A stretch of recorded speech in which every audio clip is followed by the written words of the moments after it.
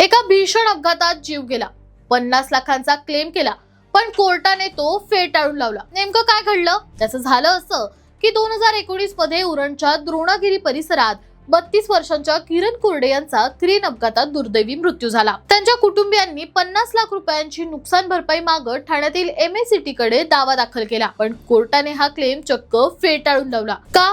कारण यात चूक त्या तरुणाचीच निघाली।